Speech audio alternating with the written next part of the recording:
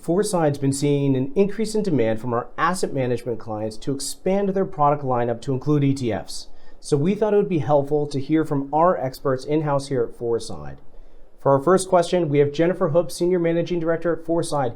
Jennifer, thank you so much for joining us. Can you talk through the increase in various ETF product options over the past few years? Thank you, Joe. ETFs have been around now for about 30 years.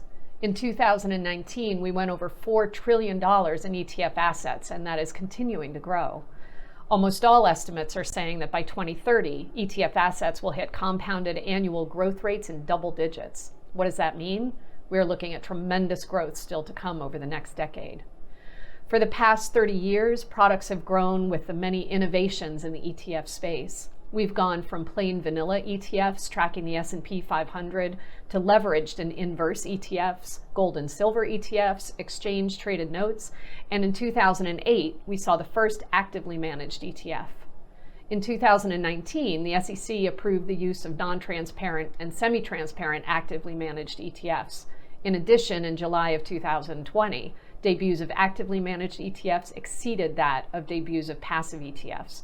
That is the first time that has ever happened. Another thing we've been seeing here at Foreside, especially among the larger managers, is bring your own assets. What these larger managers are doing to get into the ETF space is moving client assets into those ETFs immediately so they can scale. So one of the questions is how this will impact the ability of some of the smaller managers to get into this space. If we look back on the tremendous growth and the growth that is anticipated over the next 10 years, we think there is going to be room for everyone. Thanks, Jennifer. As usual, very informative and some helpful history there. Question we get a lot, can you also discuss how ETFs are different than mutual funds? Thanks, Joe. ETFs are very similar to mutual funds in fund structure. Both are trusts and also portfolios of multiple securities. ETFs do have several other features. Investors in mutual funds can only find liquidity through a transfer agent and can only transact at the end of day at NAV. There's no intraday pricing and shares are only created and redeemed for cash. ETFs, on the other hand, are exchange traded, and investors can trade intraday in two ways using both primary and secondary liquidity. Let's start with secondary. Secondary liquidity means that it is just like any other exchange traded security in the market, where buyers and sellers come together to transact on an exchange based on existing shares. With primary liquidity, which is unique to an ETF, and because shares can be created and stored on demand, the creation-redemption process is very important.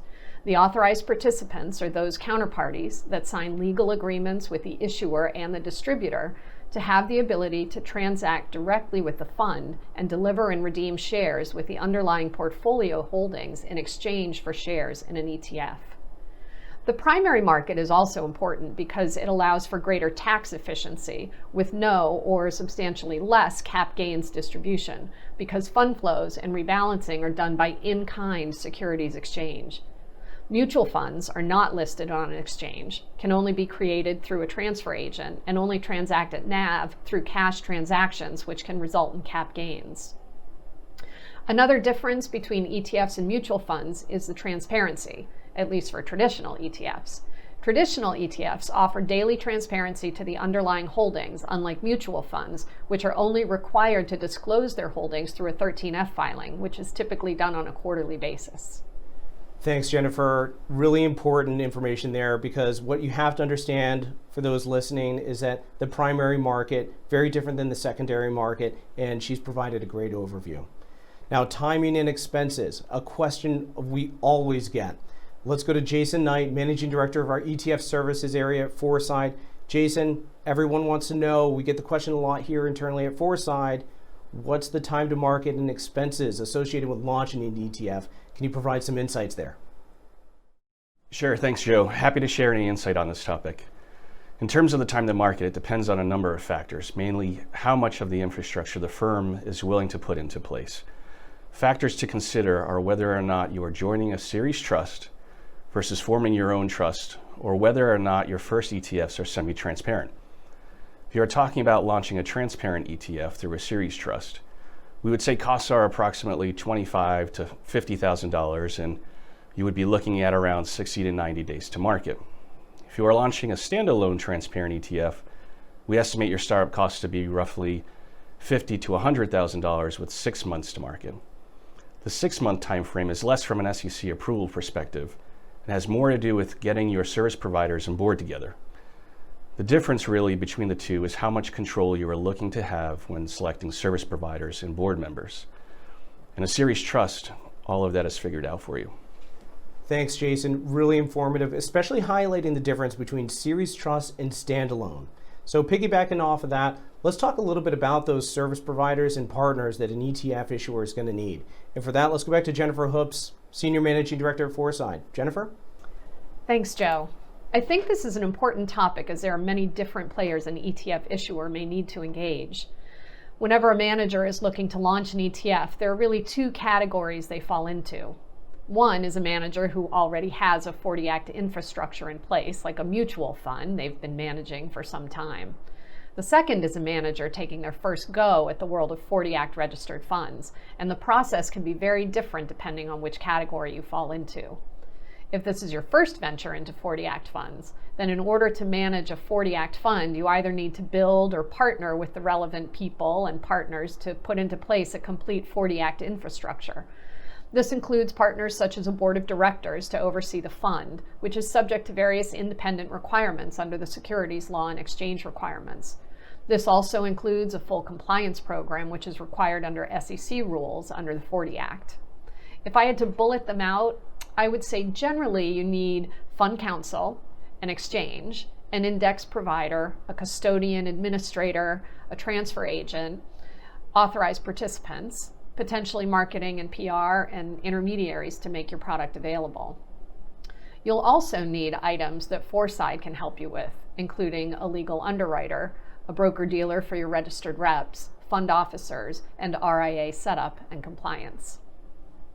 Thanks, Jennifer. I love this chart. I've seen it before, and I'm glad people are looking at it now. It's really easy to follow. And to wrap things up, let's go back to Jennifer Hoops to discuss what firms should consider when they're looking to get their product out there in the market. Great question, and one that is extremely valuable in today's environment.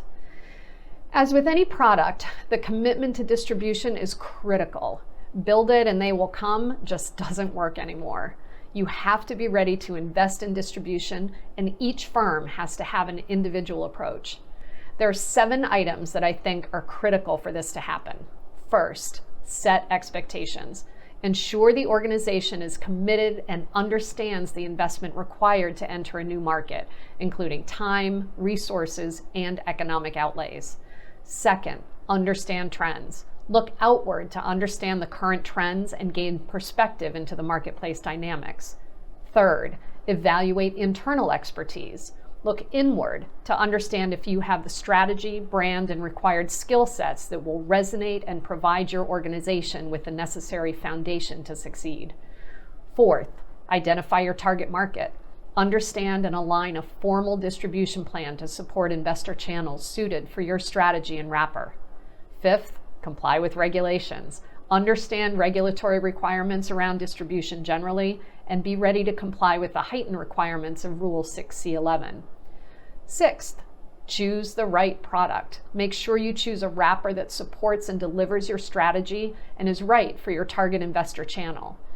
And finally, seventh, distribution logistics. Determine your distribution solution. Will you engage a third party? Will you build your own distribution team? Or will you have some sort of hybrid?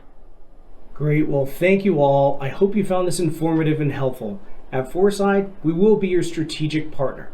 So contact us today and learn more about how we can help your firm add ETFs to your product lineup.